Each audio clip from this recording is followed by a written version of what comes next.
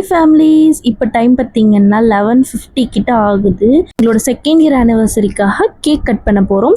So எங்கள் வீட்டுக்காருக்கு surprise பண்ணலாம் அப்படிங்கிற ஒரு எண்ணத்தில் நான் பண்ணிட்டு இருக்கேன். பட் ஆல்ரெடி அவருக்கு தெரிஞ்சிருக்கும் நான் கேக் கண்டிப்பாக வாங்குவேன் அப்படின்னு சொல்லிட்டு. அவர் லவ் ஸ்டோரி கண்டினியூஸ் அப்படின்னு சொல்லிட்டு ப்ளூ கலரில் கஸ்டமைஸ் பண்ணி கேக்ஸ் வாங்கியிருந்தேன். டுன்டு ஹோம்மேட் கேக்ஸ் அப்படிங்கிற இன்ஸ்டாகிராம் பேஜ்லேருந்து தான் வாங்கியிருந்தேன். இப்போ நம்ம கிஃப்ட் எடுத்து வைக்க போகிறோம். 2 கிஃப்ட் வாங்கியிருந்தேன் செகண்ட் இயர் ஆனிவர்சரி அப்படிங்கிறதுனால. அவருக்கு எப்போவுமே பிடிச்சது வந்து பர்ஃப்யூம் தான் ஃபஸ்ட்டு. ஸோ பர்ஃப்யூம் ஒன்றும், அது கூட நாளைக்கு போடுறதுக்காக ஒரு டெனிமில் ஒரு ஷர்ட் மாதிரி, அதாவது மேலே போடுற ஓவர் கோட் மாதிரி வாங்கியிருந்தோம். ஸோ கேக்கெல்லாம் ரெடி பண்ணி வச்சுட்டு கரெக்டாக 12 o'clock கேக் வெட்டலான்னு சொல்லி பிளான் பண்ணியிருந்தோம். பிளான் பண்ண மாதிரியே 12 o'clock கேக் வெட்டியாச்சு. இதுக்கு பதிலாக நீங்கள் யாருக்காவது ஹெல்ப் பண்ணலாம் அப்படின்னு சொல்லி ஒரு சில பேர் கேட்பீங்க.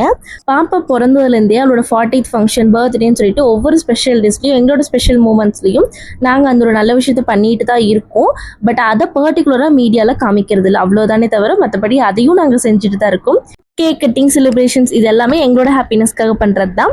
ஆனிவர்சரிக்காக எங்கள் வீட்டுக்கார் எங்களை எங்கெங்கெல்லாம் கூட்டிகிட்டு போனாருன்னு சொல்லி நெக்ஸ்ட் வீடியோவில் அப்லோட் பண்ணுறேன். So stay tuned for more updates. மறக்காம நம்ம சேனலை ஃபாலோ பண்ணிக்கோங்க.